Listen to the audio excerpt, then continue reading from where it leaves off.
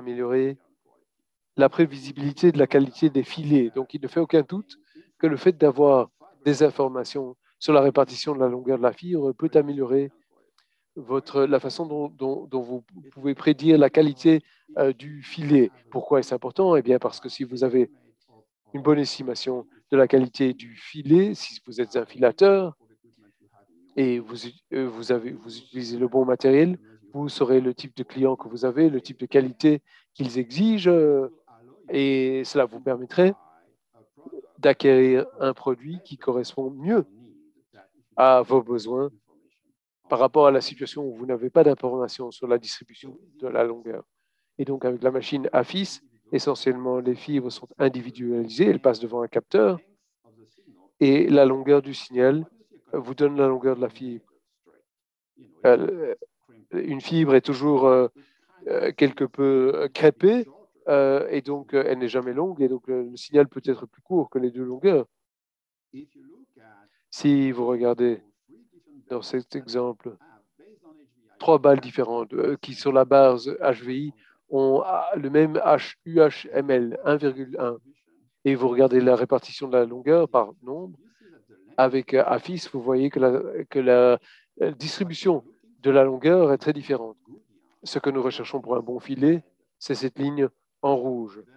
Vous avez une pointe très proéminente, ce qui est ce que nous recherchons. Le vert, ça va.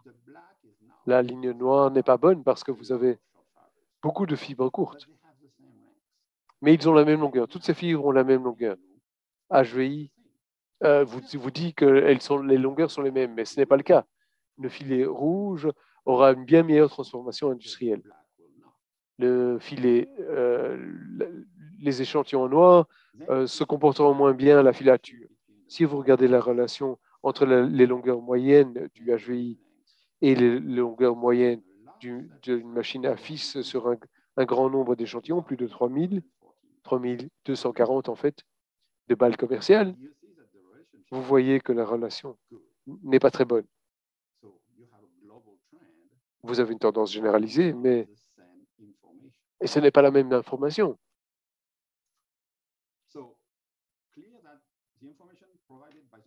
L'information apportée donc par les deux systèmes sont différentes. L'une des raisons, c'est que avec la machine à fils, vous devez séparer les fibres. Vous avez un processus mécanique pour ce faire qui est assez agressif, et par conséquent, vous allez casser certaines fibres avec la machine à fils. Et donc la question est, quel est le meilleur système, AFIS ou HVI? Nous savons qu'il nous faut les deux instruments dans le système actuel pour pouvoir prédire bien la qualité des filets, les propriétés tensiles, mais également les lieux où il y a des imperfections, etc. Il nous faut les deux choses. Et la chose la plus importante d'AFIS, l'information la plus importante, c'est la répartition de la longueur. Nous savons également que la machine AFIS est trop lente que pour pouvoir être utilisée dans un système de classement. Prenons l'exemple des États-Unis. Nous avons, ça dépend de l'année, entre 12 et 20 millions de balles. Vous ne pouvez pas traiter 12 à 20 millions de balles sur des machines à fils. Pourrions-nous remplacer les fibrogrammes de la machine HVI à cette information sur la distribution de la longueur produite par AFIS?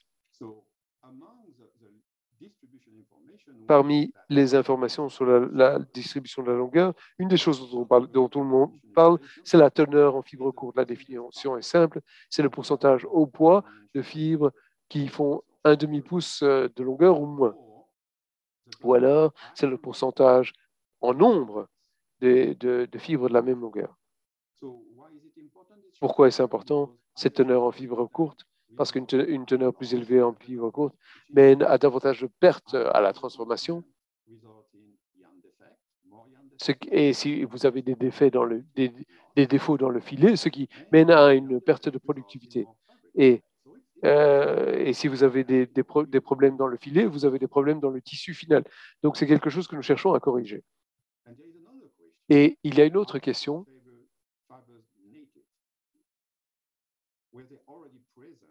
Les teneurs en fibre courte sont-elles déjà présentes lorsque le coton était sur la plante ou bien elles se créent par les processus mécaniques?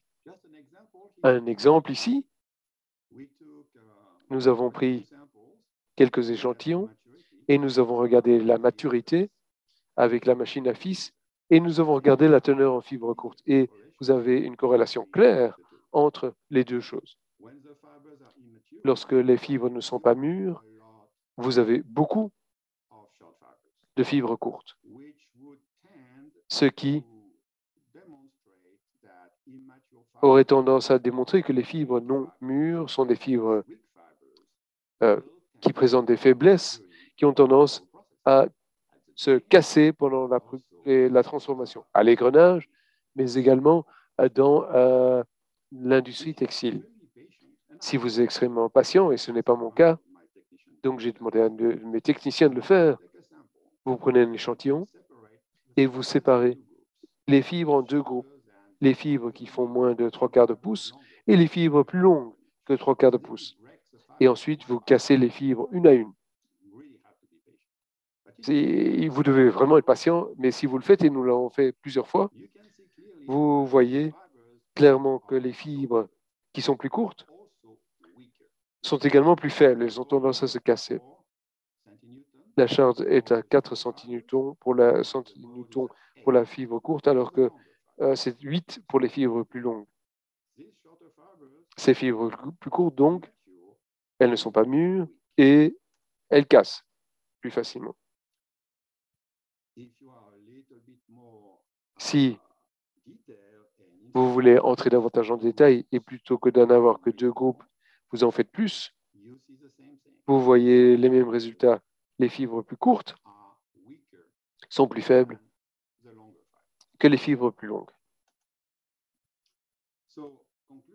Et donc la conclusion en est qu'un grand pourcentage des fibres courtes, ce sont en fait des fibres longues qui n'étaient pas mûres, qui étaient faibles. Et ces fibres courtes sont créées par la transformation industrielle. Peut-on obtenir des informations sur la distribution de la longueur de la fibre, sur le fibrogrammage UV? Et nous avons un programme de recherche à l'heure actuelle qui est en cours pour déterminer la faisabilité d'utiliser les fibrogrammages VI plutôt que les machines à fils. Et les résultats montrent que oui, et c'est sans doute possible.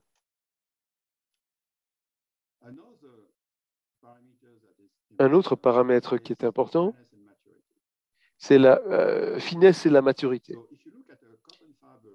Si vous regardez une fibre de coton de près, vous verrez que la fibre de coton est tordue.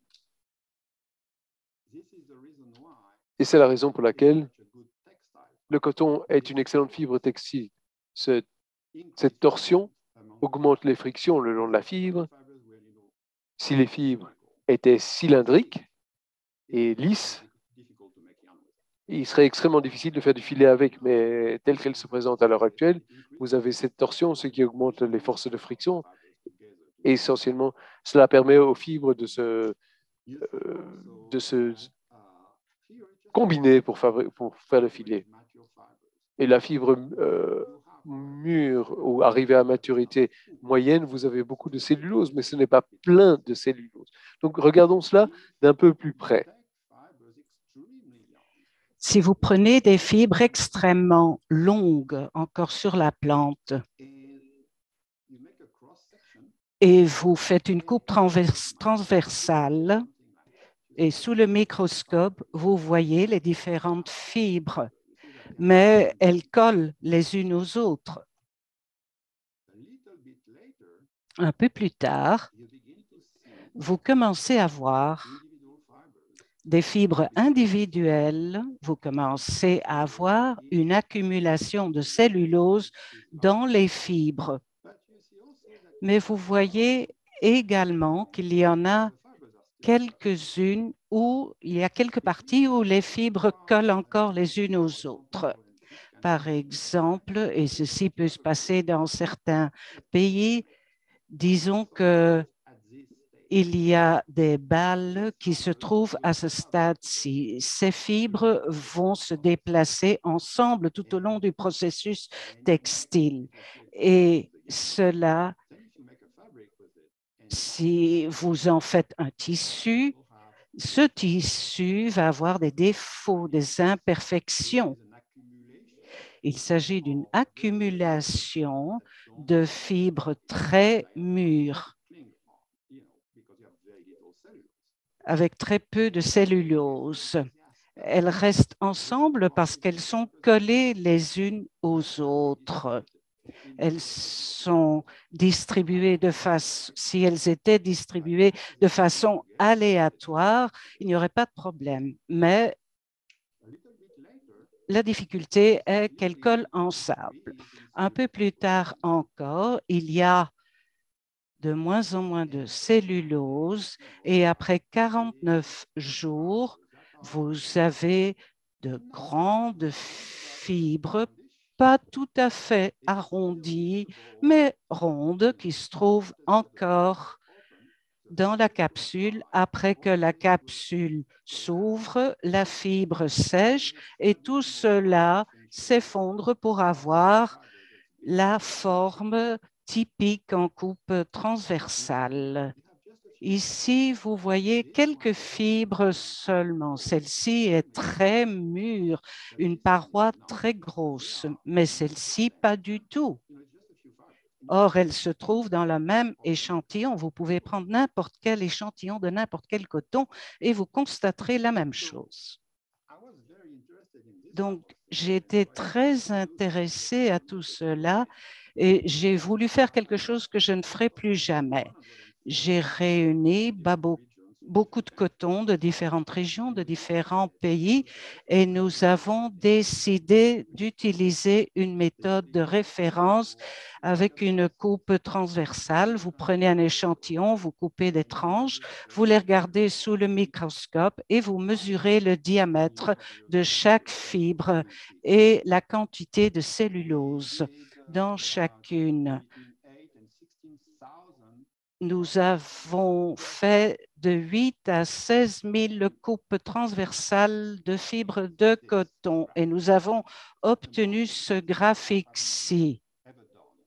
C'est le test le plus onéreux que j'ai jamais fait, 7 000 $ pour produire ce graphique. Mais les résultats en sont intéressants. C'est un peu compliqué à interpréter. Je vais donc l'expliquer en partie. Sur l'axe X, vous avez la maturité. Plus mûr, mieux c'est.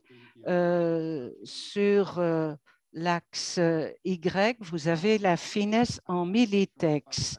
Ici, vous avez différents diamètres des fibres et la lecture micronaire en haut. Disons que je suis intéressée au micronaire 4 parce que c'est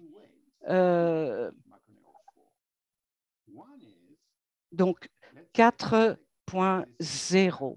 Prenons ce point-ci. Ce coton-ci, à micronaire 4, n'a que 19 microns, donc une grande fibre.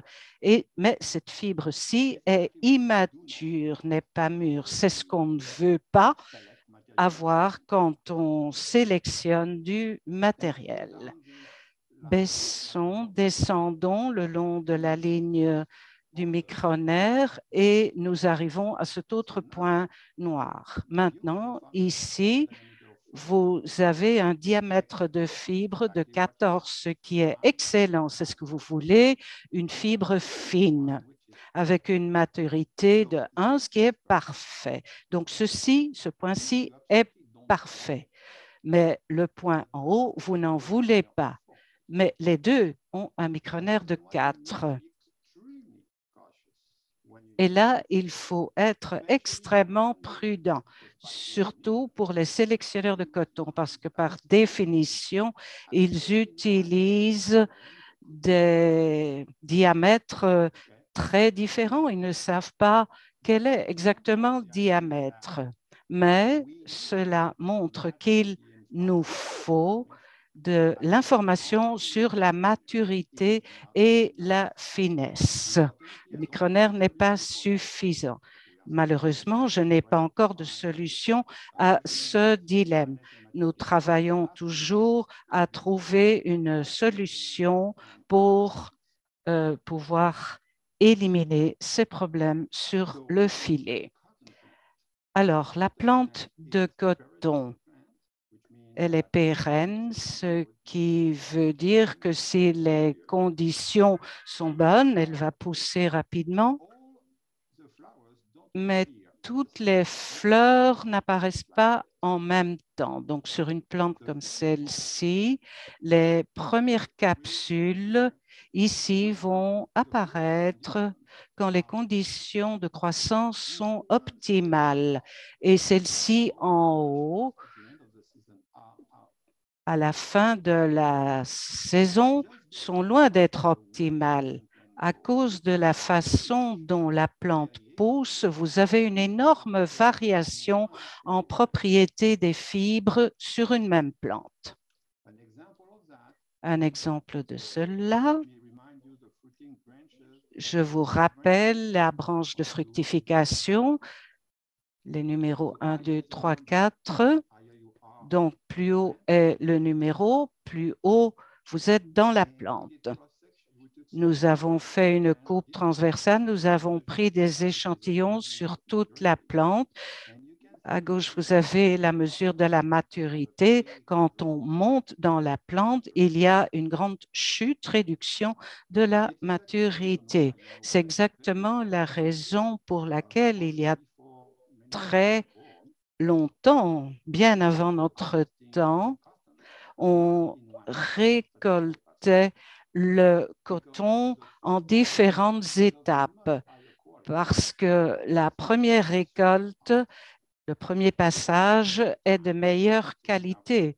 Maintenant, nous n'avons plus le temps de faire cela et nous récoltons tout en même temps.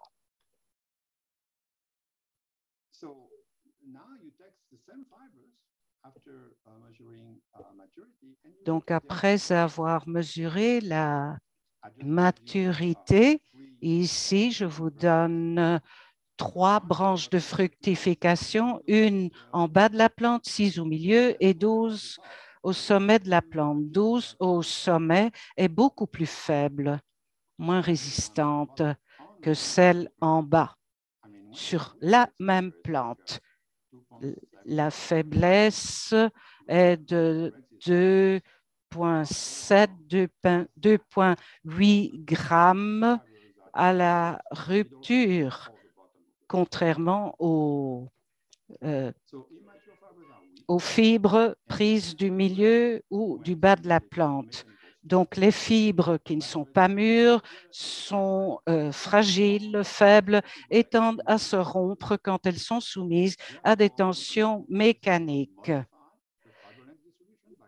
La maturité a un effet important sur la tendance à rompre des fibres individuelles et la modification, la transformation mécanique modifie ces données.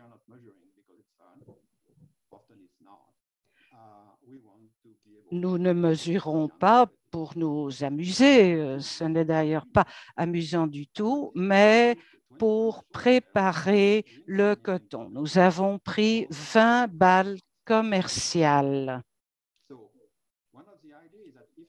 Une des idées était que si le coton pouvait être adapté à la filature par vortex, le rendement le rendrait compétitif avec la filature par rotor et pourrait produire des fils compétitifs.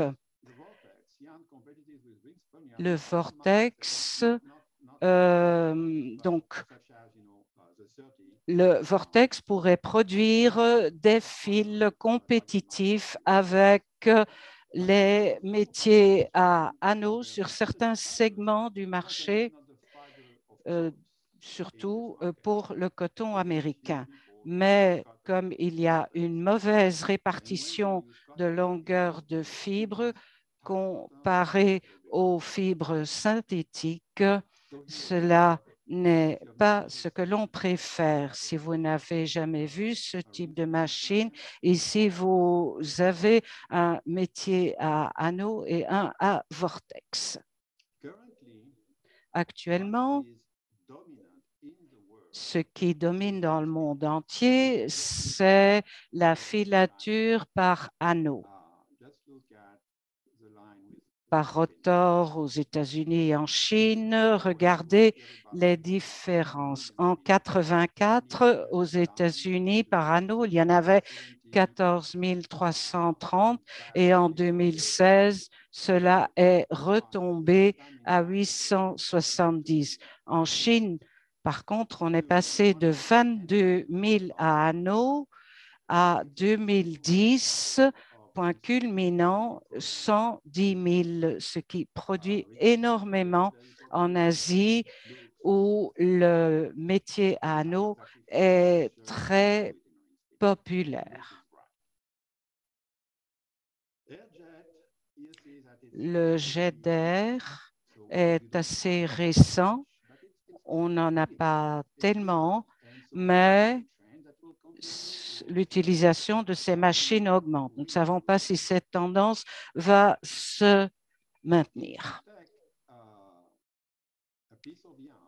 Si vous prenez un morceau de fil et vous le regardez sous le microscope, vous voyez la différence. Avec le fil de filature, filet sur anneau, vous avez une belle structure. Ici, vous avez pour le vortex une structure différente. Surtout les fibres qui se trouvent au milieu, elles n'ont pas beaucoup de torsion, ce qui veut dire que le métier par vortex produit un filet plus faible. L'aspect est bon, similaire à celui filé par anneau, mais il faut encore déterminer quelle est la propriété la plus importante de la fibre. S'agit-il de la résistance, de la finesse, de la longueur ou de la propreté? Nous n'avons pas encore de réponse à ces questions.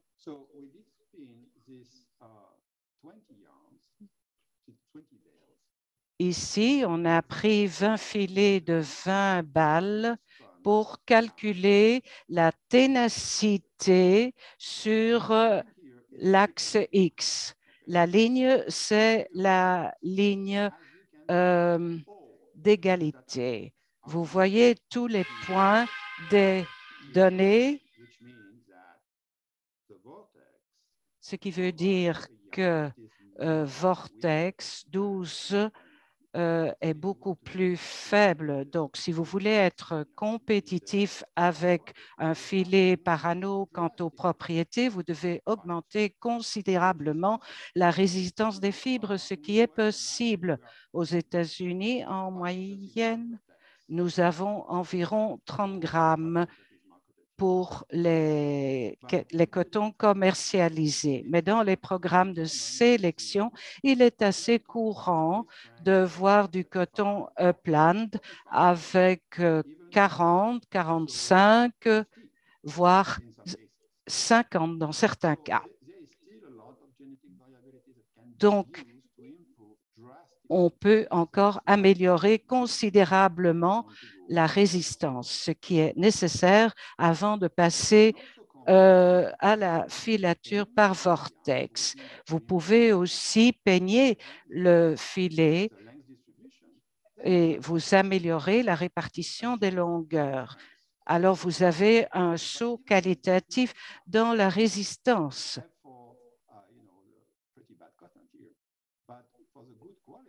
Pour les cotons de bonne qualité, cela n'est cependant pas suffisant. L'amélioration n'est pas suffisante. Quant à l'uniformité du filet, la situation est assez différente.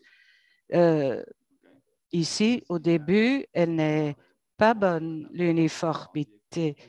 Avec le cardage, ici, cela augmente. Dès que vous avez du peignage, ça améliore considérablement. Donc, la répartition des longueurs a un impact très important sur l'uniformité du filet. Vous pouvez voir les mêmes endroits et dans les grandes lignes, c'est la même chose qui se passe. Le peignage améliore considérablement le nombre d'endroits épais. Ici, vous avez le même scénario. Vous pouvez aussi regarder les défauts. Il y a une réduction considérable du nombre de défauts dans le fil. La pilosité également, elle améliore légèrement avec le peignage. Donc, la répartition des longueurs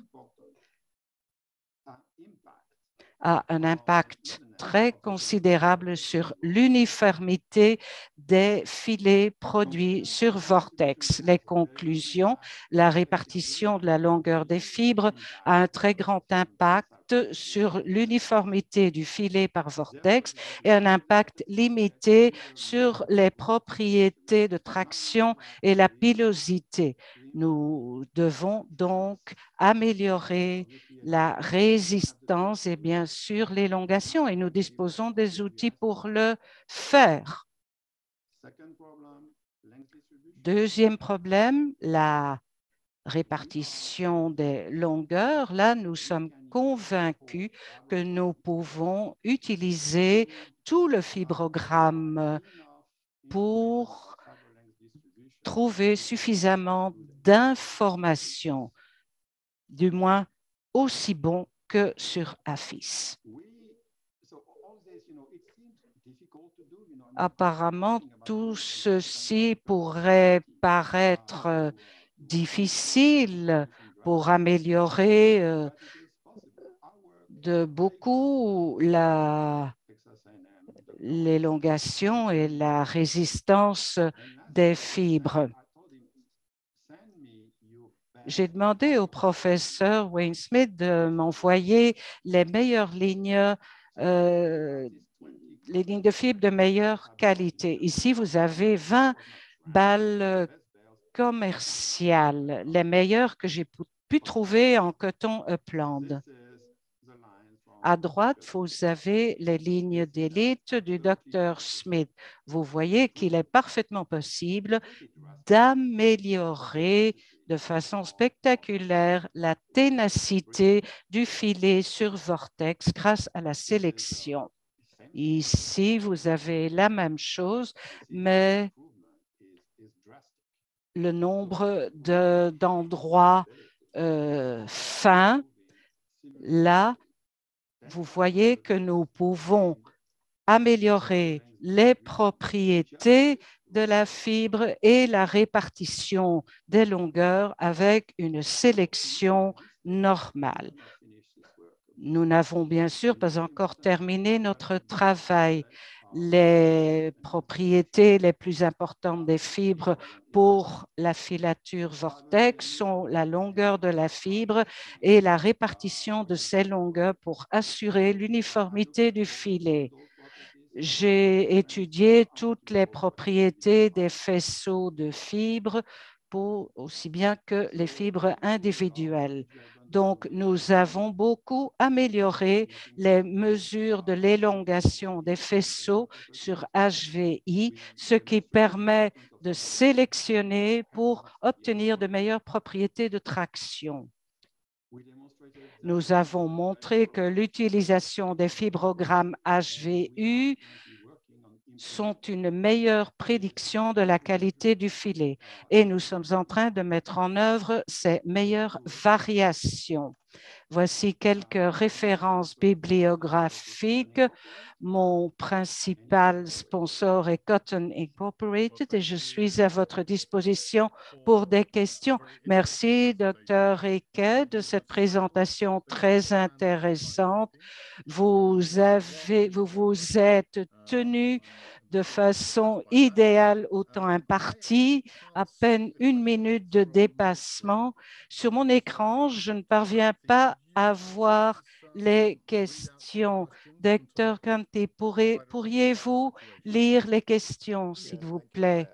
Oui, merci, Kai.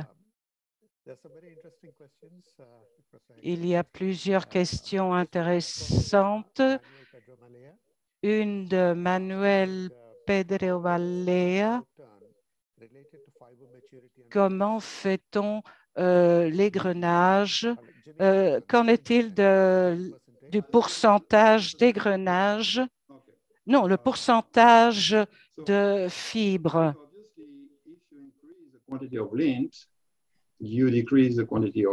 Si vous réduisez, vous réduisez la quantité de fibres, vous réduisez la quantité de graines. Donc, vous ne voulez pas aller trop loin pour améliorer leur rendement. Parce que dans les fibres, si les graines sont trop petites, alors quelques-unes vont passer entre les grilles de l'égrenage, ce qui ne permet pas un bon flux. Elles seront écrasées et vous aurez beaucoup de fragments dans votre fibre. Et si vous avez des protéines, vous aurez des problèmes de viscosité. En général, ce que j'ai constaté, mais je ne dis pas que cela est représentatif, en général, pour des cotons plus longs, on a des graines un peu plus petites, mais je ne suis pas convaincu que cela soit une tendance très marquée. Je ne connais pas d'études qui combinent le rendement en fibres avec la maturité.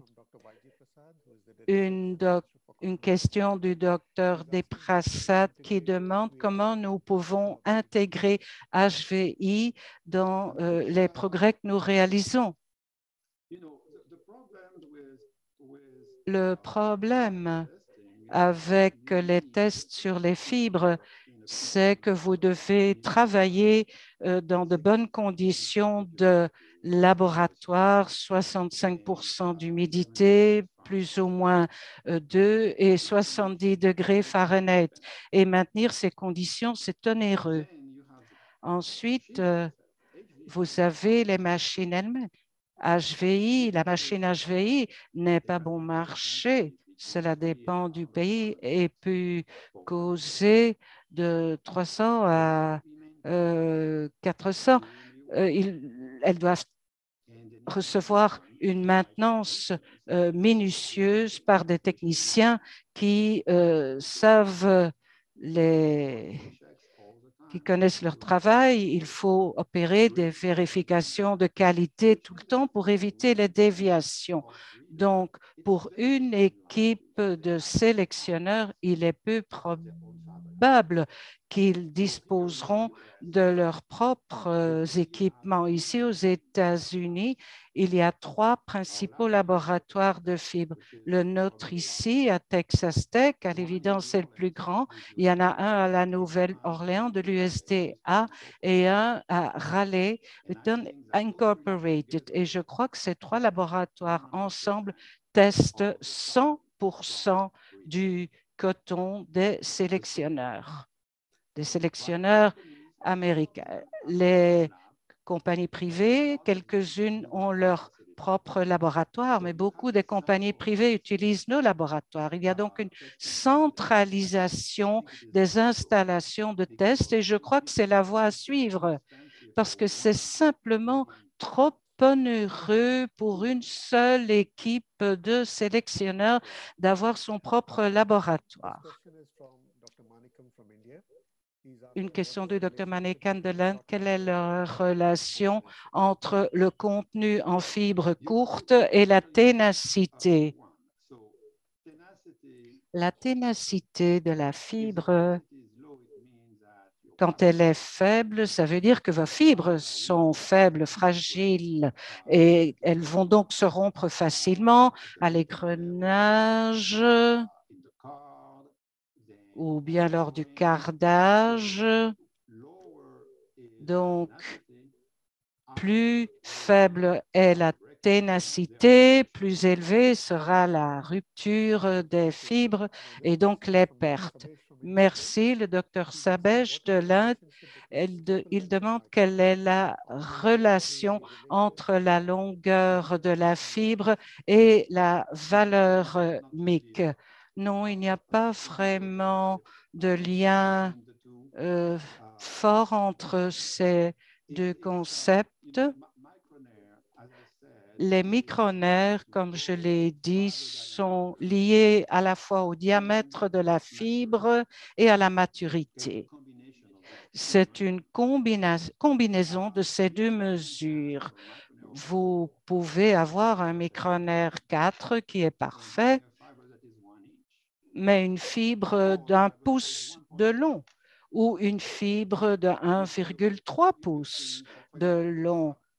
Par exemple, pour le coton Pima, il est beaucoup plus long que le coton Upland. Or, ils peuvent avoir le même micronaire. Il n'y a donc pas de lien direct. Oui, merci. Mais il y a des différences entre les espèces. Les deux espèces principales cultivées sont le Gossypium hirsutum et le Gossypium barbadense. Le barbadense, coton Pima, par exemple, est une fibre beaucoup plus fine. Le diamètre est beaucoup plus réduit que pour le Gossypium hirsutum. Donc, le micronaire, comme le diamètre est plus petit, peut être plus bas pour Pima et pour le coton à plant. Dr Tipi demande quelle pourrait être la stratégie pour récupérer des fibres de faible qualité. Non, Vortex n'est pas bon du tout pour le coton de mauvaise qualité. Le Vortex est bon pour les cotons de qualité élevée, mais toujours pour le coton Pima parce qu'il est très sensible aux longueurs et à la répartition des longueurs. Si vous avez du coton de qualité faible, bon, alors il n'y a pas grand-chose à faire. Une question de Cabilo de l'Amérique latine. La question, quel est l'ajustement des tests doivent être incorporés pour être mieux acceptés sur les marchés en Amérique latine?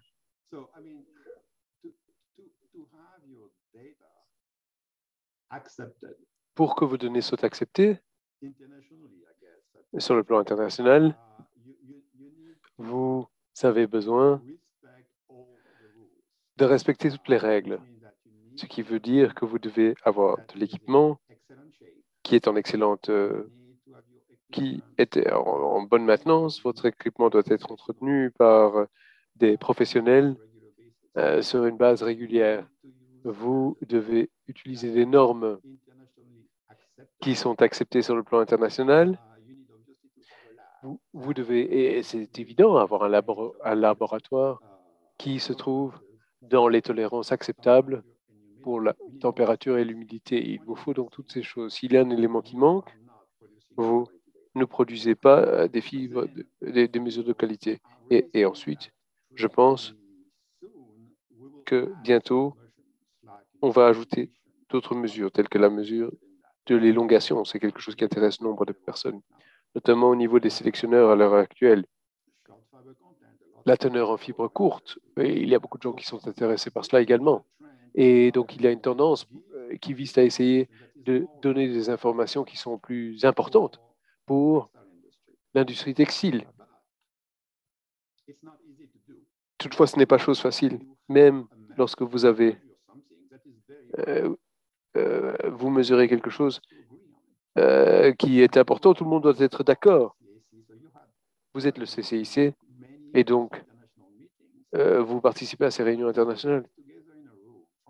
Si vous mettez des gens de différents pays, qui viennent de pays différents, et vous leur demandez de se mettre d'accord sur quelque chose de nouveau, ça ne se fait pas du jour au lendemain, et ça met plus d'un an même. C'est un long processus, et ça pourrait prendre 10 ans avant qu'un nouveau paramètre pour la fibre ne soit accepté sur le plan international. Donc, voilà pourquoi je travaille avec les sélectionneurs, parce que les sélectionneurs, peu leur importe les règles internationales. Ils essayent de faire de leur mieux, de s'en sortir de leur mieux. Et l'idée, c'est que si vous fabriquez un coton qui est de meilleure qualité, si les industries textiles sont enchantées du coton ils l'ont acquis, ils vont l'acquérir de nouveau. Oui. Et encore une ou deux questions, et il y a beaucoup de questions qui arrivent. Dr Rajesh Patel de l'Inde, il demande quelle est la longueur optimum de le ratio à longueur par rapport à résistance? Pour quel type de filature? Je ne suis pas sûr, mais peut-être répondez filature à anneau. Eh bien, encore une fois, ça dépend du produit final. Si vous voulez faire un filet cardé qui n'est peut-être pas de très bonne qualité, peut-être pour le marché de masse, ou un peigné pour peut-être un pantalon ou une chemise un peu plus chic, vous ne recherchez pas les mêmes propriétés. Et donc pour moi, pour la filature à anneaux, la chose la plus importante, c'est une bonne longueur, clairement. Vous devez avoir au minimum 1,15 en pouces. Il n'y a pas de maximum. Faible teneur en fibre courte, aussi faible que faire se peut, et une résistance aux alentours de 30. Mais encore une fois, au plus élevé elle est, au mieux ça vaut. Il y a deux autres questions. L'une est en français. Je vais demander aux interprètes. Maybe the French translator could translate in English for Eric. Or maybe Eric, you could also. Eric, vous? Oui, je comprends le français. Bon. Est-ce que vous voyez les questions?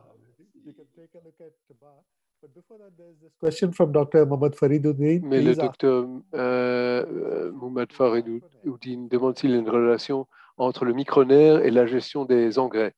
Oui. Disons que particulièrement en azote.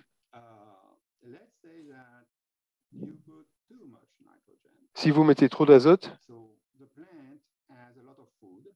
la plante est bien alimentée, mais clairement il vous faut de l'eau également. Cette plante est contente, elle continue de pousser, de pousser, de pousser. Et elle produit des nouvelles branches, etc.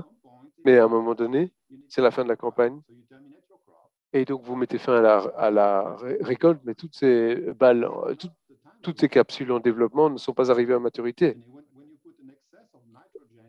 Et donc, lorsque vous mettez un excédent d'azote, vous encouragez la croissance végétative. Et en fin de campagne, certaines de ces capsules n'ont pas eu le temps d'arriver à maturité. Et c'est récolté avec tout le reste. Et cela diminuera votre micronaire. Cela va augmenter votre teneur en fibres courtes parce que vous avez beaucoup de fibres qui ne sont pas mûres, qui vont casser et provoquer des problèmes. Les engrais sont bons, mais trop d'engrais, ce n'est pas une bonne chose. Non seulement pour la qualité de la fibre, mais également pour d'autres questions connexes. Et donc, vous devez être prudent. Dernière question en français.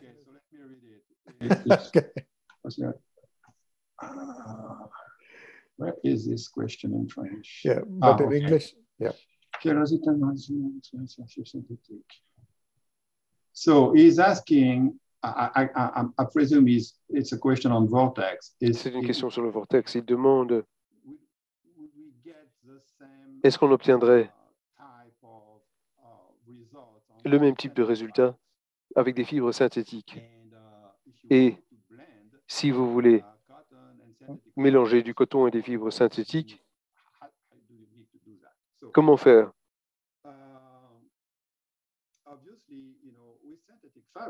Clairement, avec les fibres synthétiques, ce sont à l'heure actuelle les fibres de choix pour les filatures à vortex pour une raison très simple. Vous avez la longueur que vous voulez. Si vous voulez un pouce et demi, vous coupez à un pouce et demi. Vous avez le diamètre de la fibre que vous voulez parce que vous pouvez créer cela. Donc, vous n'avez pas de variabilité dans les propriétés de la fibre et donc il est beaucoup plus facile de gérer les fibres synthétiques que les produits naturels. Toutefois, vous avez une tendance claire auprès des consommateurs qui veulent des fibres naturelles pour beaucoup de raisons. Mais l'une de ces raisons, c'est la pollution aux microplastiques qui sont partout dans notre environnement. Et je pense que cela va devenir une des grandes crises sanitaires de l'avenir. Et donc, essentiellement, si vous voulez utiliser des fibres synthétiques, vous allez utiliser les mêmes critères. Il vous faut des fibres longues, mais vous pouvez établir la longueur que vous voulez. Elles seront clairement uniformes parce que vous les avez produites. Et vous pouvez aussi décider quelle résistance vous voulez. Mais si vous voulez les mélanger avec du coton, alors là, vous devez vous assurer que les deux types de fibres sont compatibles, notamment en termes de longueur.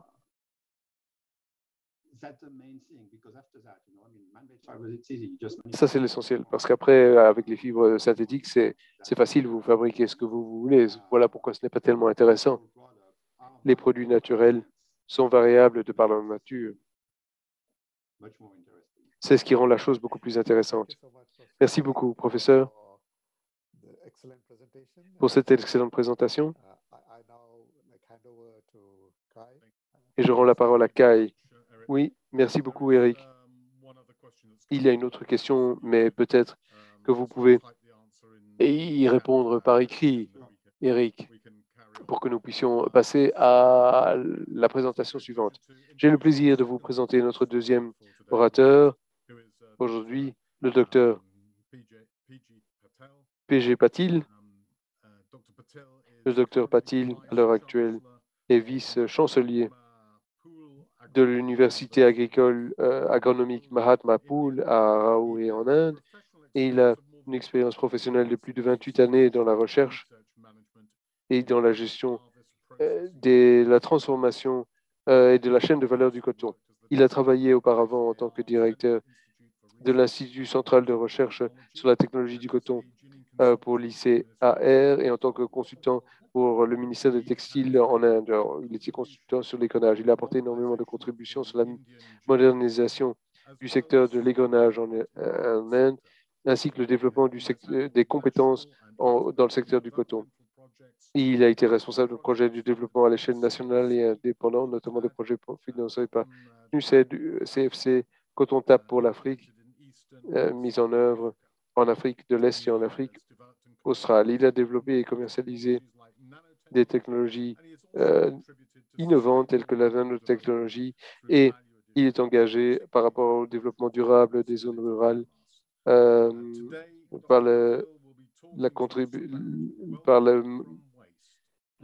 par sur le travail sur les fibres naturelles et la biomasse. Il va parler de la richesse obtenue à partir des déchets, les dérivés du coton. Merci, docteur. Vous avez la parole.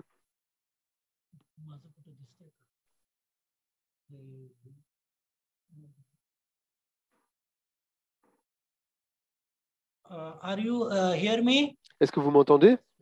Oui. Yeah. My presentation you can see? Et vous voyez ma présentation? Okay. Oui. Bonjour, bon après-midi, bonne soirée. Respected Mr. Kai, Monsieur Kai, Dr. Kranti, Dr. Kranti, today's speaker, Dr. Eric, Dr. Eric and fellow participants. et chers participants. It is my great pleasure C'est un grand plaisir pour moi amongst you d'être parmi vous pour vous présenter my speech on the wealth ma of présentation sur comment dériver la richesse des déchets, des dérivés du cochon. L'expérience de l'Inde sur l'apport de valeur ajoutée dans ce webinaire organisé par le CCIC et l'ICRA. Comme vous le savez, récemment, je suis vice-président de cette université agronome, l'université de Maharashtra, qui est l'un des États auparavant. J'étais à l'Institut de technologie de Mumbai, l'Institut Sirkot. Et j'essaie de passer à la planche suivante. Vous savez que le coton est produit dans plus de 100 pays et commercialisé dans 150 pays. Je présente des informations générales de 4 espèces de coton. Arboreum, Herbaceum, Hirsutum et Barbadacea sont produits de par le monde. Et 100 millions de familles agricoles dépendent de la production cotonnière en Inde et environ 350 millions de personnes, de manière directe ou indirecte, travaillent dans le secteur du coton et les secteurs qui en dépendent. En 2020-2021, la surface semée de coton est aux alentours de 31 millions d'hectares et la production aux alentours de 24 millions de tonnes et la consommation à environ 24,5 millions de tonnes. Et si vous regardez l'Inde, dans un scénario mondial, nous sommes les premiers en termes de production. Nous contribuons plus de 26% de la production mondiale, à savoir environ 6,3 millions de tonnes. Voici encore des informations générales. Je n'entrerai pas dans les détails, mais une chose importante, ces 4 pays, l'Inde, la Chine, les États-Unis, le Brésil et le Pakistan, contribuent plus de 75% de la production mondiale de coton. Et les principaux consommateurs sont la Chine, l'Inde, le Pakistan et le Bangladesh. Et si vous regardez le commerce mondial du coton, il se place aux alentours de 9,4 millions de tonnes métriques. Donc, regardons maintenant l'Inde dans le contexte mondial et vous voyez que l'Inde est la plus grande surface semée de coton aux environs de 13 millions d'hectares et la consommation est aux environs de 5,6 millions de tonnes et nous exportons 1,2 million de tonnes. Sur le graphique, vous voyez les États où le coton est produit. 11 États produisent du coton. Au nord, dans la zone centrale, ainsi qu'un petit peu au sud. Et donc, pour en venir maintenant au sujet qui nous occupe, le coton est produit et après la transformation industrielle, on obtient la fibre et les graines de coton. Mais il y a d'autres dérivés très importants qui sont très importants, à savoir les tiges du coton que nous utilisons maintenant en Inde. Et si vous regardez la chaîne de valeur du coton graine, d'abord il y a l'égrenage, ensuite la filature, le tissage pour la fabrication d'articles de confection. Et il y a pratiquement une vingtaine d'unités d'étapes de la production pour arriver au produit final, y compris la transformation industrielle. Et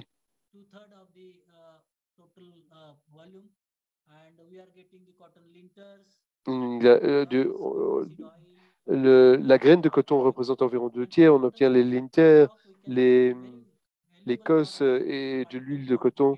On peut des tiges faire du contreplaqué, des tourteaux, des granules et d'autres éléments. On peut également l'utiliser pour la génération d'énergie. Cette planche vous donne un tableau de la production du monde, de l'Occident tout au moins.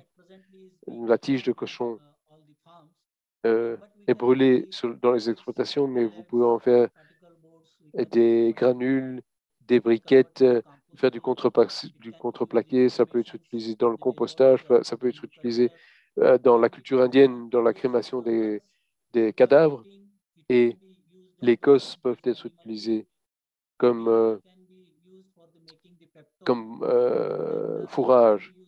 Et ça peut être utilisé également comme intrant alimentaire pour la production de poissons ou de volailles. Et le linter a beaucoup de propriétés qui peuvent être transformées en nanocellulose, fibres régénérées et d'autres produits à haute valeur ajoutée.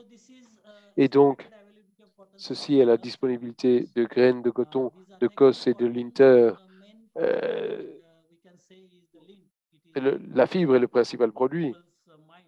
C'est ce à quoi on pense, c'est la fibre, mais il y a les graines de coton, les cosses, les linters sont d'autres produits dérivés. Et vous voyez le potentiel énorme. Je n'entre pas dans les détails de la disponibilité de ces graines. Et donc, ma présentation se limite à l'expérience de l'Inde. La production de graines de coton est environ de 12,5 millions de tonnes. Et les producteurs de coton sont associés à cela. Et il y a associé, ça représente environ 5 millions d'exploitants. Parlons maintenant des tourteaux de graines de coton. Environ 3,5 millions de graines de coton qui sont produites, 12,5 millions de tonnes sont produites et disponibles en Inde suite à l'égrenage. Et si vous pulvérisez et pour l'extraction de l'huile, vous fabriquez un tourteau de graines de coton, environ plus de 5 millions de tonnes de tourteaux de graines de coton sont disponibles annuellement. C'est la graine de coton. L'huile est extraite par deux méthodes.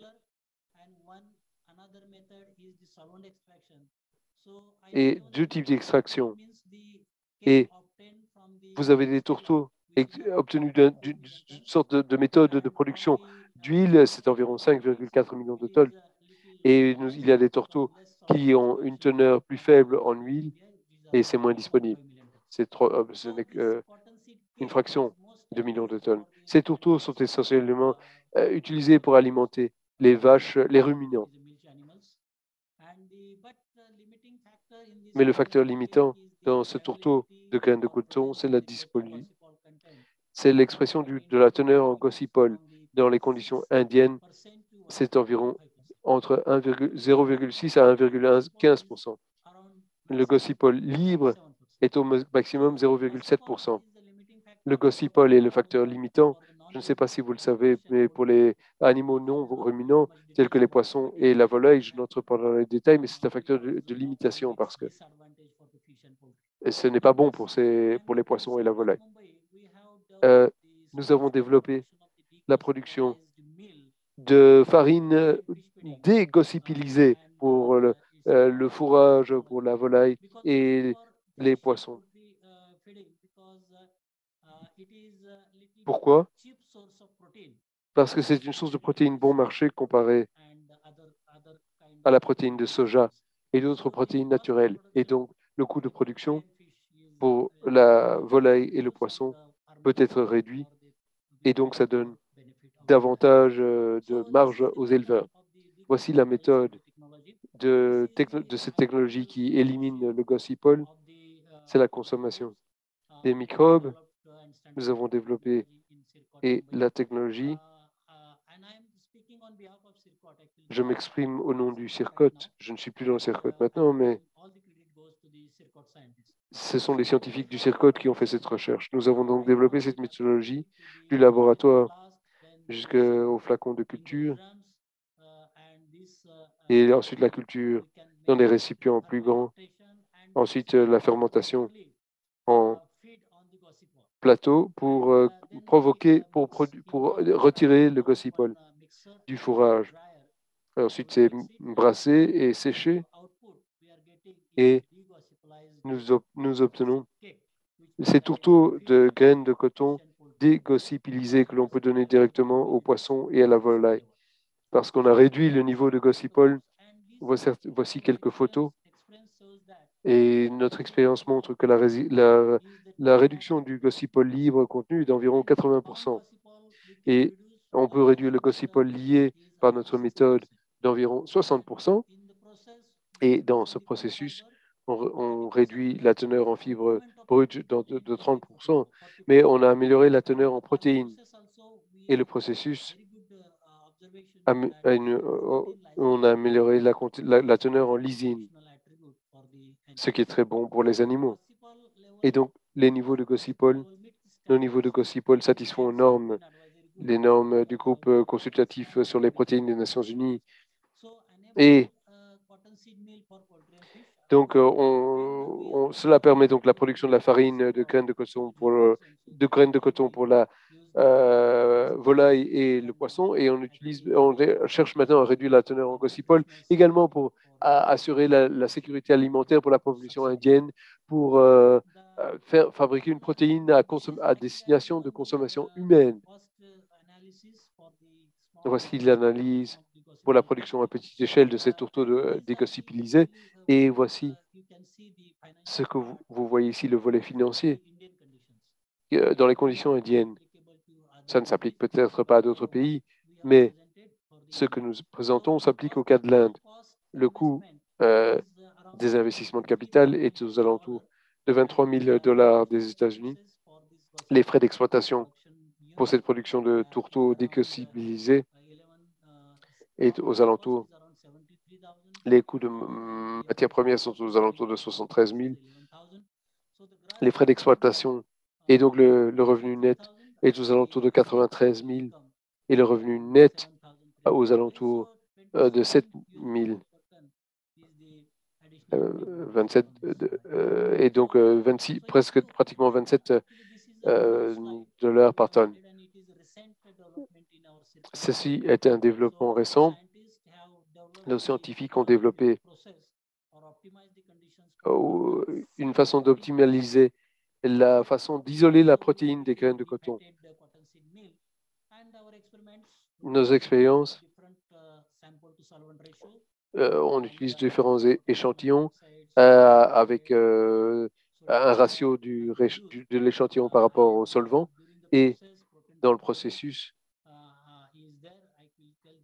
on récupère la protéine et le gossipol libre est en dessous de 0,045%. Donc, c'est une très excellente réalisation. Le sulfate d'ammonium, protéine au-dessus de 90%, éthanol dépasse 90% encore une fois. Et le point isoélectrique dépasse 90%. C'est une nouvelle expérience en cours dans notre institut qui semble être couronnée de succès. On fait donc ces isolats de protéines qui pourraient être utilisés dans l'alimentation humaine également. Voici la protéine donc, qui peut être utilisée comme application comestible et non comestible, comme fourrage, comme produit laitier. Et pour le stockage alimentaire, ce sont certaines des applications. Et production de peptone, emballage et des adhésifs alimentaires. Ce sont les applications non comestibles de ces protéines de graines de coton.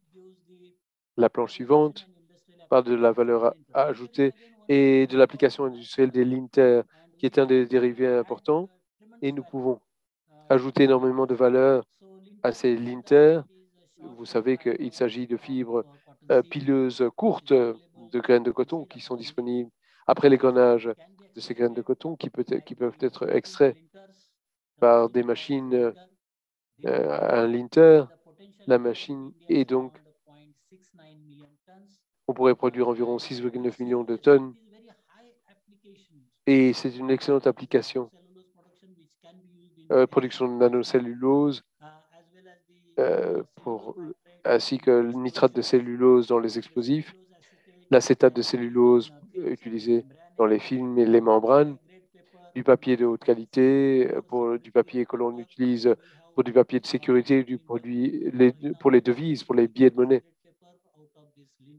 Nous avons fabriqué à partir de ces linters des excellentes propriétés.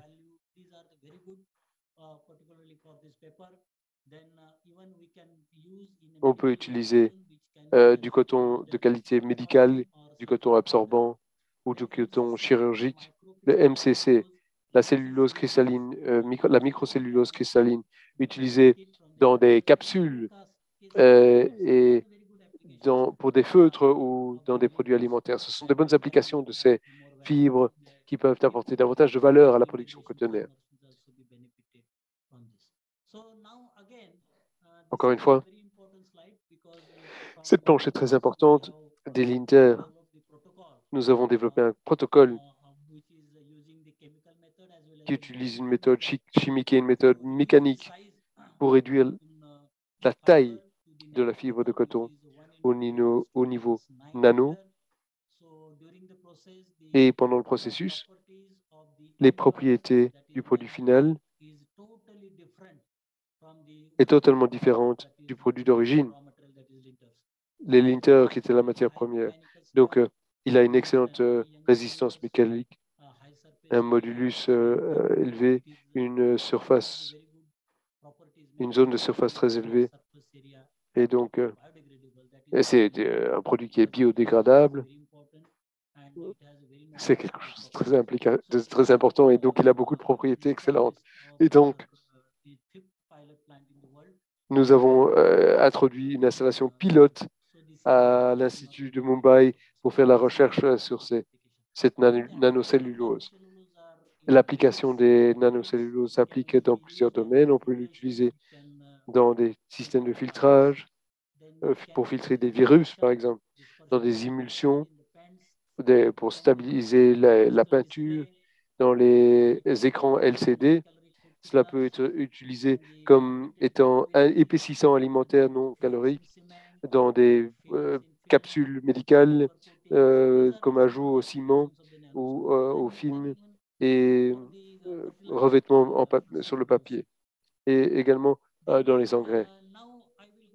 Je vais maintenant passer à l'un des dérivés importants, à savoir les COS. C'est le processus obtenu pendant le processus d'extraction de l'huile. Les graines de coton sont nettoyées et elles sont écossées. Et les cosses sont séparées et elles peuvent être transformées en un produit qui présente une valeur ajoutée. Vous voyez la composition chimique de la cosse, environ 30 à 47% d'alpha-cellulose, 20% de pentosame, 20% de lignine et 5% de cendres, protéines et lipides.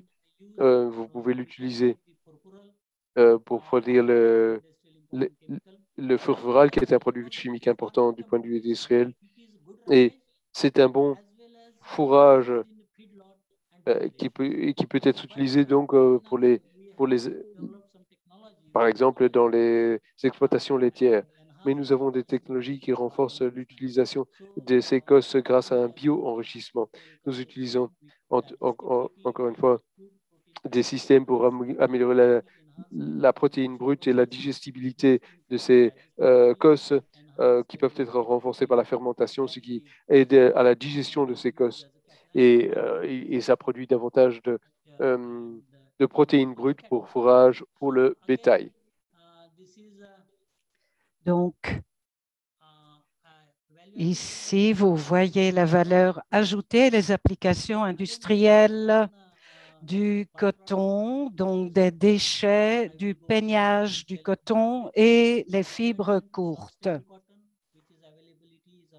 La disponibilité de ce coton à fibres courtes est de 0,25 millions de tonnes par an. Il y a différentes utilisations commerciales, le coton chirurgical, médical, les boules de coton, les embouts pour les oreilles et autres. Qu'en est-il de la technologie du coton absorbant? Le coton absorbant est obtenu par une fermentation en état solide, souvent dans des opérations de petite échelle, dans l'industrie rurale ou des groupes communautaires dans les villages qui fabriquent ainsi le coton absorbant par un processus enzymatique.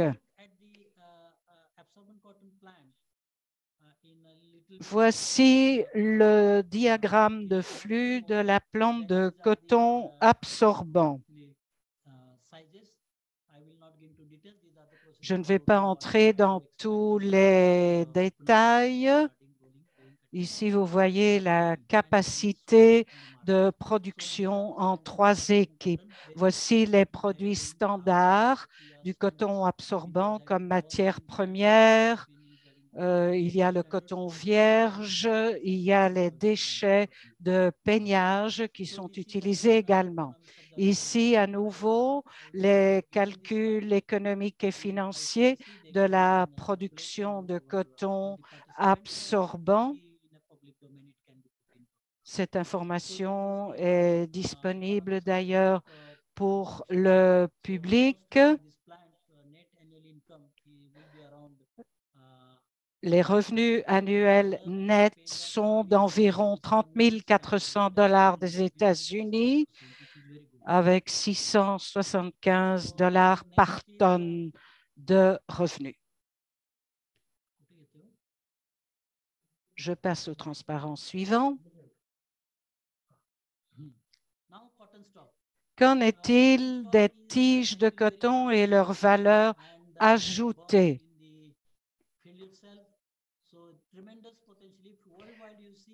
C'est un produit qui a un potentiel énorme. La production mondiale totale est de 67,9 millions de tonnes métriques.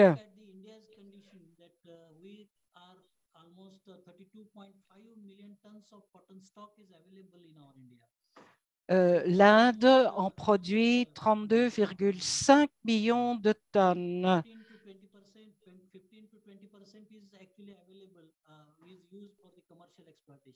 Et 15 à 20% de cette production peut être utilisée à des fins commerciales.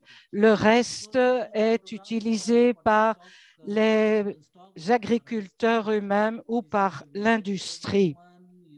Ici, vous voyez les différentes utilisations traditionnelles des tiges de coton. On les traite en fait comme des déchets, mais les tiges peuvent être utilisées comme carburant. La valeur ajoutée en est relativement moindre.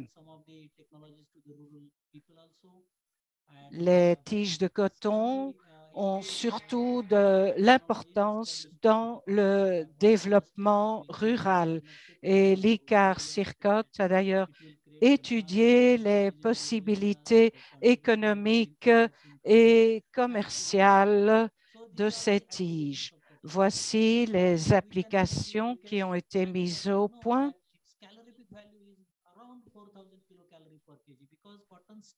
La valeur calorique brute est de 4000 kilocalories par kilo.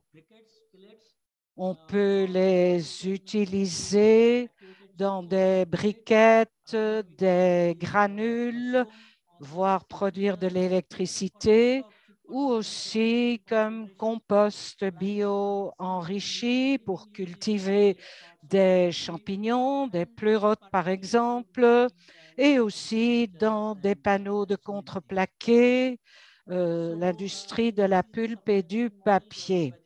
Voici le modèle de la chaîne d'approvisionnement des tiges de coton.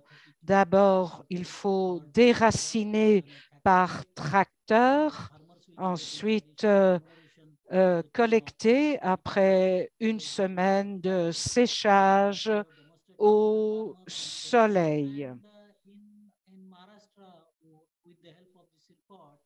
Dans l'État du Maharashtra, avec l'aide de CIPOR, nous avons réalisé toutes ces études dont vous voyez quelques photos ici.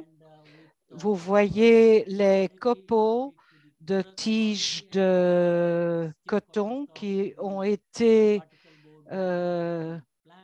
amassés.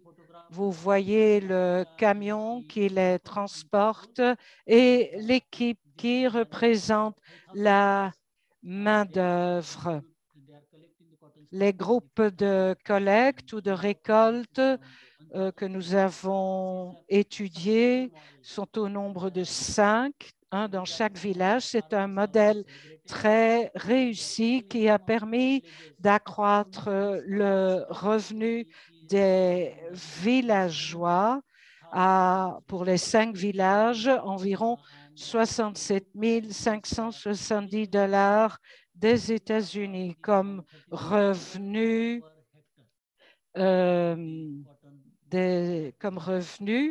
total 303 $ à l'hectare. Qu'en est-il des applications industrielles des tiges de coton? Il y a d'abord la fabrication de briquettes. Nous avons collaboré avec différents techniciens. Vous voyez ici sur les illustrations comment les tiges de coton sont broyées. Ensuite, ils sont alimentés de façon manuelle ou par tracteur, un conveyage à vis et finalement, on utilise des chaudières industrielles qui sont alimentés par briquettes. À nouveau, ici, l'utilisation commerciale, les chiffres financiers et économiques d'une usine à briquettes. Avec un revenu annuel net de 5,4 $ par tonne pour un total de 36 000 $.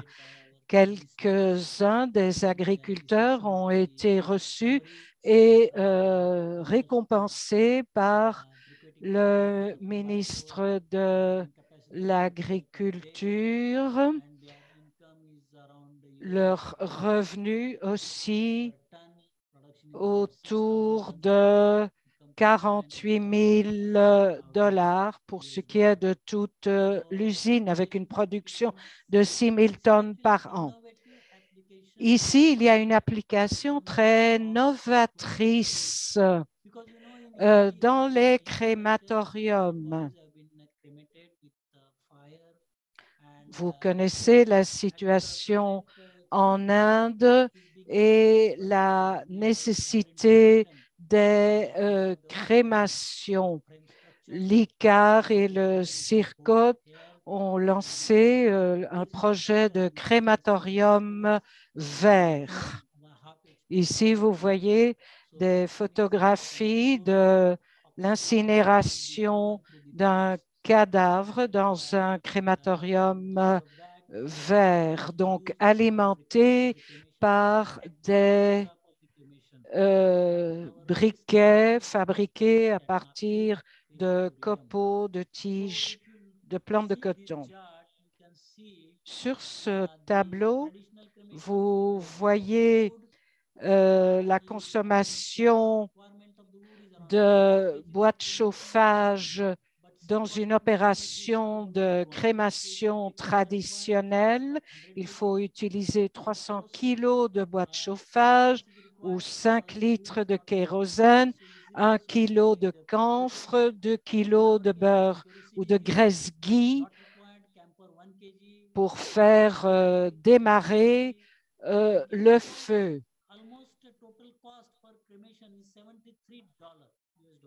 Et le coût total d'une crémation traditionnelle, quant à l'énergie appliquée, s'élève à 73 $ US, alors qu'avec des briquettes de biomasse, le coût est réduit de plus de la moitié, à savoir 33 $, avec seulement 200 kilos de briquettes et sans kérosène. La production de tiges de coton et donc d'agrobiomasse est d'1 tonne par acre. Les besoins annuels sont en termes de crémation, pour 1 million de crémations à 200 kilos de briquettes par crémation, cela fait 0,2 million de kilos. Une autre application encore, c'est la formation de granules ou de pellets. Les pellets ont différentes tailles. Voici les petites de 6 à 8 millimètres. On peut les utiliser pour la cuisine, dans l'industrie hôtelière. Voici les chiffres financiers de l'utilisation de pellets, l'opération d'une usine de fabrication de granules. Le coût est récupéré en 33 mois. Mon transparent suivant.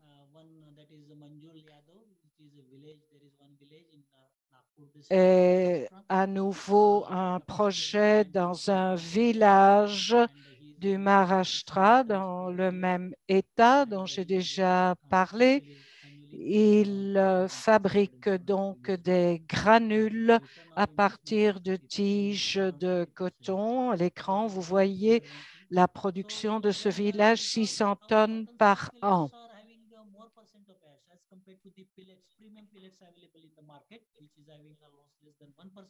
Les poêles existants qui utilisent les pellets peuvent uniquement utiliser des pellets de qualité plus élevée. Mais les pellets de tiges de coton ont un contenu en cendres de 6 à 8%. Et Circotte a donc permis d'utiliser des pellets de biomasse avec un contenu plus élevé de centre, ce qui permet aussi de remplacer l'utilisation du gaz de propane liquéfié.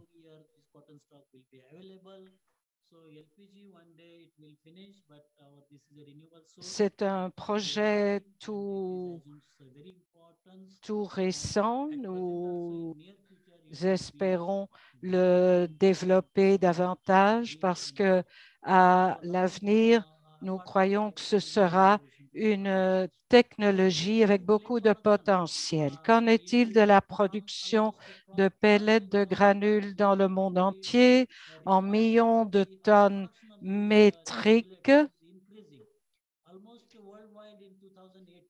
La production augmente. En 2018, près de 58 millions de tonnes métriques ont été produites dans différents pays, les 28 États de l'Union européenne, en Amérique également. Voici quelles sont les alternatives aux pellets à partir du bois. La Chine produit 19,8 millions de tonnes métriques de pellets de bois et seulement 9,3 millions de tonnes métriques de pellets à partir de tiges de coton. Il y a donc une possibilité considérable de remplacer le bois, l'utilisation du bois par des tiges de coton. En Amérique du Nord, ces possibilités de substitution s'élèvent à 91% et en Asie même de 100%.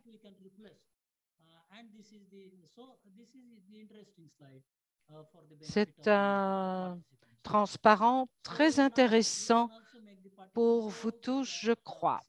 Donc, on peut fabriquer des panneaux de contreplaqué, des panneaux de particules à partir de tiges de coton. Tout cela selon les normes ISO. Vous voyez des photos d'une usine pilote. Ici, d'autres produits à valeur ajoutée, le charbon activé, par exemple. L'époxy également, qui possède d'excellentes propriétés de résistance thermique et mécanique. On peut utiliser ces panels dans les toitures, dans la construction, l'industrie automobile. Voilà encore d'autres applications des tiges et même le charbon activé pour les masques médicaux, chirurgicaux. Alors, voici quelques exemples de l'entrepreneuriat au niveau des exploitations agricoles. On peut utiliser les résidus de tiges de coton dans le compost bio enrichi.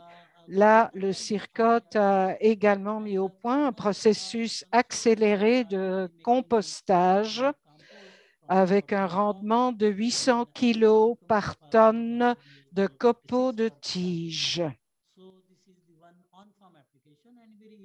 Voici donc une application très simple au niveau de l'exploitation agricole. Une autre application, c'est la culture de champignons pleurotes à partir de tiges de coton. Ceci également a permis aux agriculteurs d'obtenir un rendement de 200 $ des États-Unis par hectare.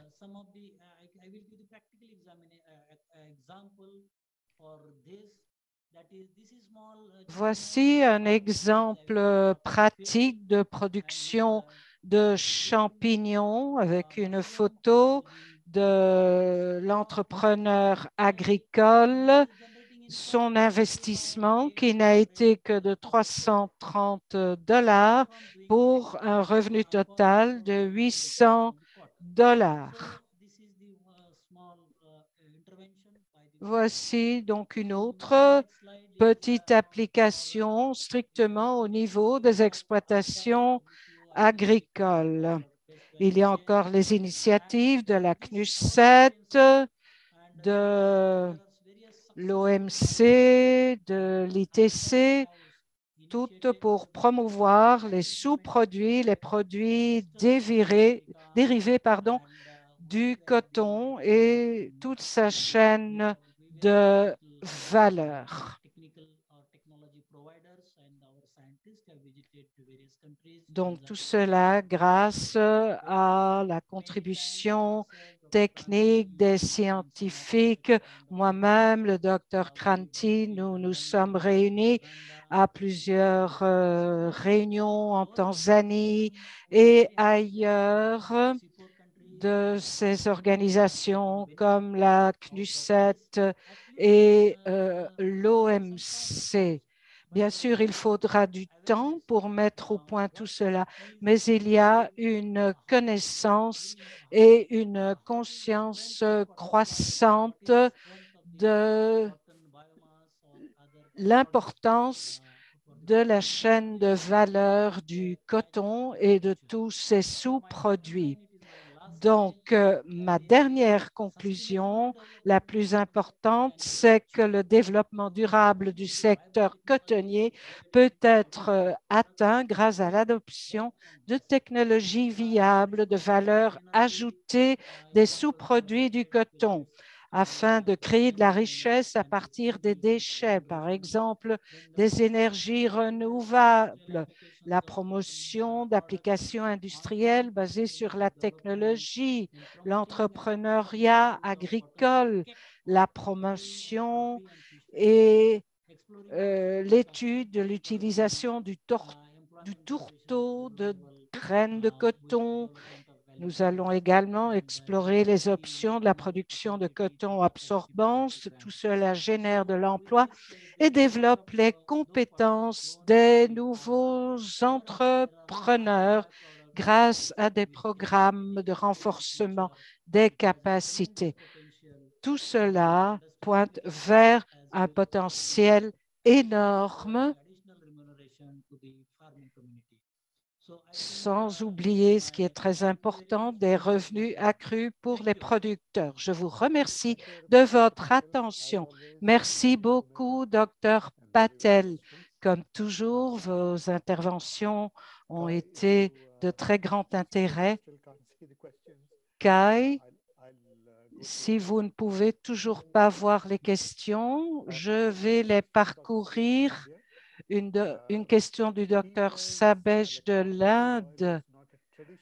L'huile de graines de coton n'est pas traditionnelle en Inde. Elle est plutôt traditionnelle comme huile comestible. Alors, est-il légal de mélanger ces huiles? Oui, en effet, comme vous le savez, que cela dépend des États. Au Kerala, par exemple, on utilise plutôt l'huile de noix de coco, alors qu'au Maharashtra, oui, l'huile de graines de coton est comestible. Je crois que maintenant, il y a une loi qui permet de mélanger les différentes huiles d'origine végétale à des fins comestibles. Je crois que par après, je peux mener un dialogue avec le docteur Sabej à ce sujet en bilatéral. Merci. Monsieur Rajiv Barba, qui a deux questions. Dr. Kranti, I think the Dr. Sapi, je crois que tous ces scientifiques ont rejoint notre programme. Oui, c'est en fait avec eux que je suis présent ici. Oui, pour ce qui est de l'importance de réincorporer les tiges pour améliorer la fertilité des sols. Nous aimerions savoir ce que vous pensez, donc, d'incorporer les tiges dans le sol ou alors d'utiliser les tiges dans d'autres sous-produits comme les pellets. Qu'est-ce que vous croyez est la meilleure idée, les réintroduire dans le sol ou utiliser les tiges pour des sous-produits? Je crois que c'est une très bonne question. Tout va dépendre, bien sûr.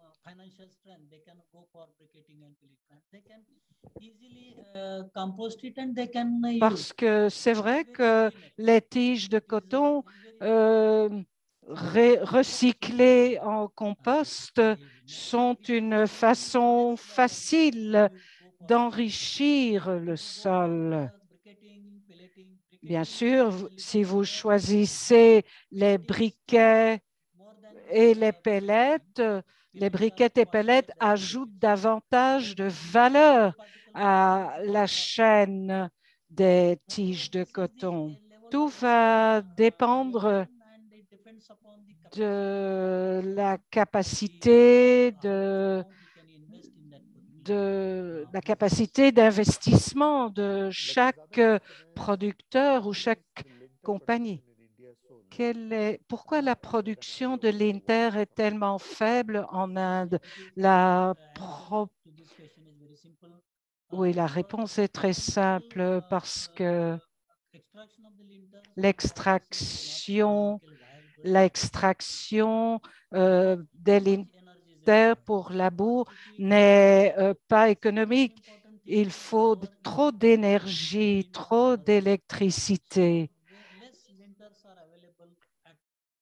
Alors, en fait, c'est la raison pour laquelle il y a peu de linter et il y a peu d'extraction. Donc, ensuite, une autre raison, c'est que pour extraire la fibre, on n'utilise pas ces machines qui ne sont pas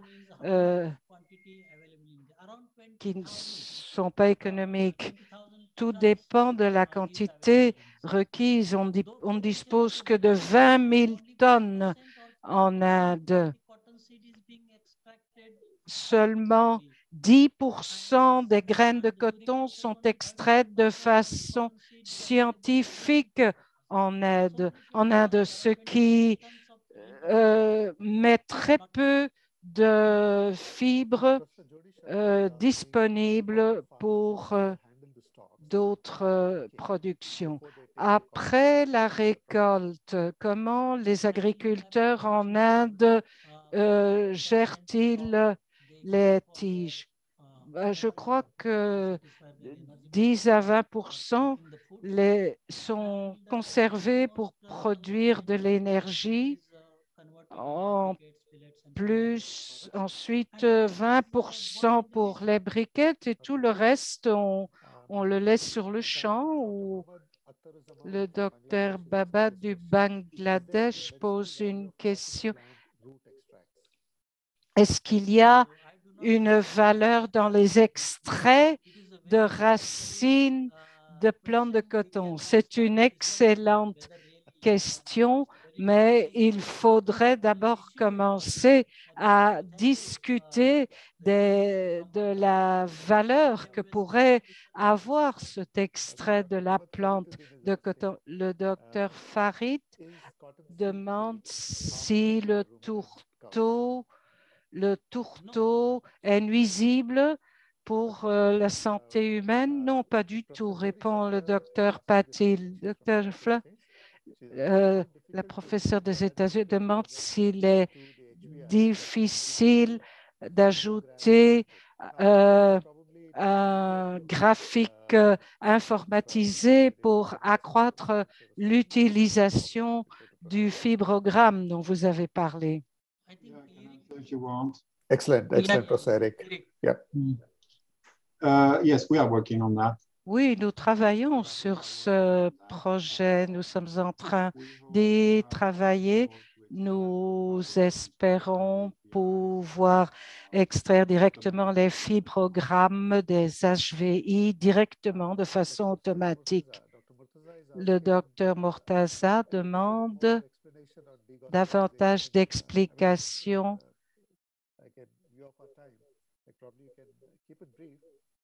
Brièvement, s'il vous plaît,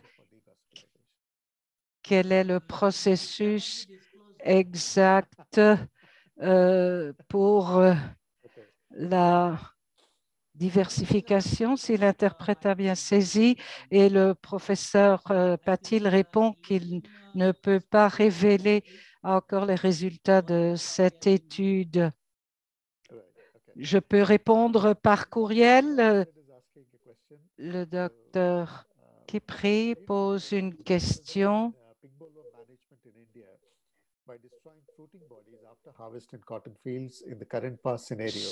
Sur la planification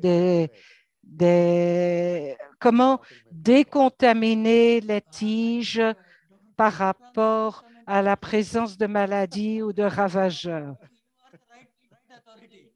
I wouldn't hazard a risk. Professor Rajendran himself is a great authority on that, so we'll leave it at it. Je crois, bon, comme vous êtes une autorité dans ce domaine, mais nous laisserons la question pour plus tard. Le professeur Satin, il demande le rendement moyen au kilo de l'hectare qui est très bas. Quelle est la raison de ce rendement en Inde? Le docteur Planté. J'ai pris la liberté d'y répondre moi-même. Le professeur Satine, la population des plantes en Inde est probablement la plus faible au monde, 11 000 à 8 000 plantes par hectare. Donc, il faut beaucoup de temps et une gestion difficile. Avec ce scénario, nous constatons que la géométrie de la plantation est un véritable problème. Mais là, il faudrait en discuter plus à fond.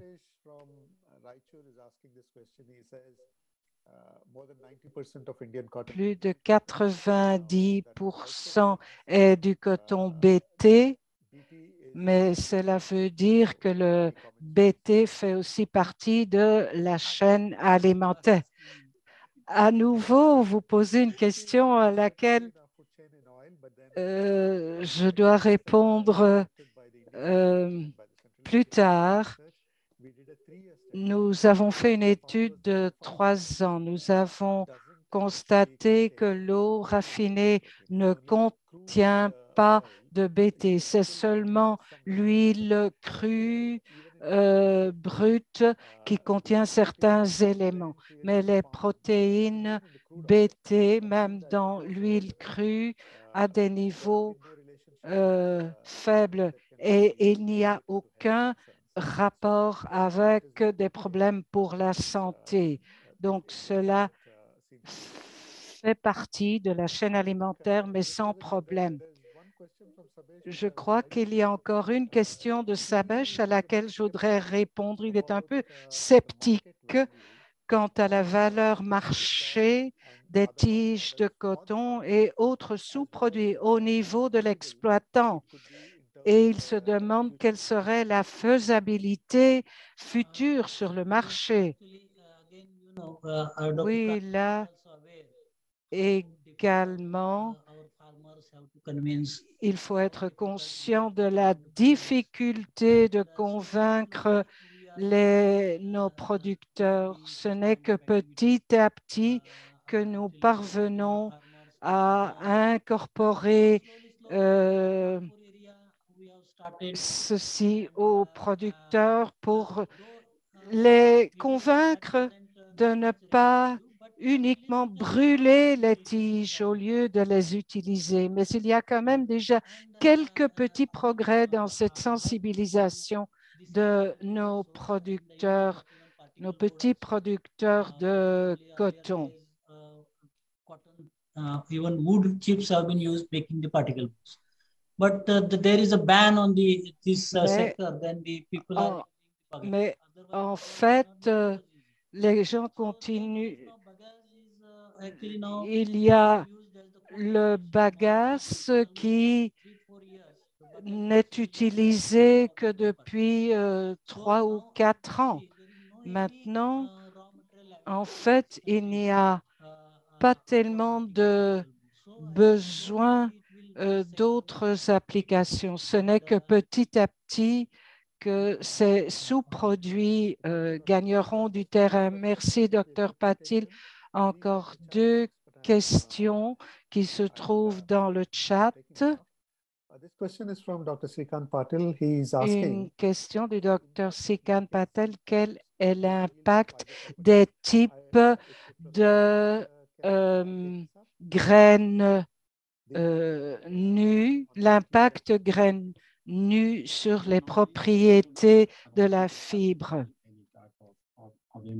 Je ne crois pas qu'il y ait un impact de ce type de graines. Les graines nues sont beaucoup plus faciles à égrener. Vous devez exercer moins de force sur les graines. Donc, vous perdez moins d'énergie dans l'opération d'égrenage. Il y a moins de graines cassées. Et comme vous exercez moins de force sur la fibre, il y a moins de rupture. Donc, voilà, l'impact n'est pas Je l'ai constaté moi-même, personnellement. La force d'adhésion de certaines graines nues est extrêmement faible, c'est-à-dire que les fibres ne s'attachent pas, n'adhèrent pas à la graine. C'est tellement faible que parfois, vous n'avez même pas besoin d'égrenage. Et bien sûr, ce n'est pas non plus ce que l'on voudrait obtenir. Merci, professeur. Toute dernière question maintenant du docteur Abdar Birou. Il demande s'il y a une relation entre les espèces et les gènes de Gossypium pour ce qui est de la qualité des huiles. Donc, la première question, s'il y a une relation quant au teneur de Gossypol et ensuite l'impact sur l'huile. En fait, nous n'avons pas étudié cela. Professeur Riquet? Non, je ne dispose pas vraiment de données là-dessus. Il y a peut-être un peu plus de Gossypol avec le Gossypium barbadense,